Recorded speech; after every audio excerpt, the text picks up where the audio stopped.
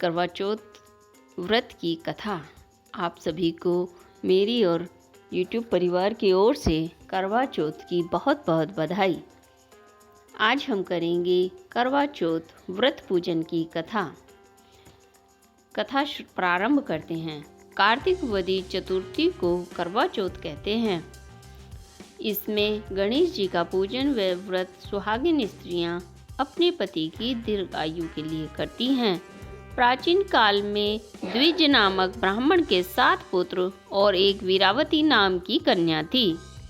वीरावती प्रथम बार करवा चौथ व्रत के दिन भूख से व्याकुल होकर पृथ्वी पर मूर्छित होकर गिर पड़ी।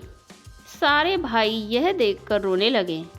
तब जल से मुंह धुलाकर एक भाई वट के वृक्ष पर चढ़ गया। उसने चलनी में दीपक दिखाकर बहन से कहा कि चंद्रमा निकल आया है। उस अग्नि रूप को चंद्रमा समझकर दुख छोड़कर वह चंद्रमा को अर्घ देकर भोजन के लिए बैठ गई।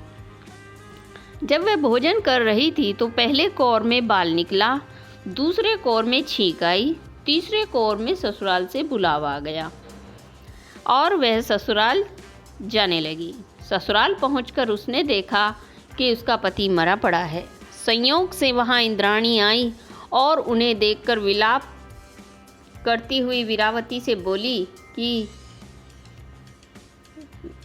बोली, हे माँ, यह किस अपराध का फल मुझे मिला है। प्रार्थना करते हुए बोली कि मेरे पति को जिंदा करो। इंद्राणी ने कहा, तुमने करवा चौथ का व्रत बिना चंद्रोदय चंद्रमा को अर्घ दिए बिना ही यह सब किया है, भोजन किया है। यह सब उसी के फल से हुआ है। अतः अब तुम 12 माह के चौथ व्रत के करवा व्रत को श्रद्धा और भक्ति से विधिपूर्वक करो, तब तुम्हारा पति पुनः ही जीवित हो उठेगा। इंद्राणी के वचन सुनकर वीरावती ने विधि पूर्वक 12 माह के चौथ और करवा चौथ को बड़ी भक्ति भाव से किया और इन व्रतों के प्रभाव से उसका पति पुनः जीवित हो गया। उसी दिन से यह करवा चौथ मनाई जाती है और व्रत रखा जाता है। हे माता, जैसे तुमने वीरावती के पति की रक्षा की, वैसे सबके पतियों की रक्षा करना और हमारे पतियों को सुखी रखना।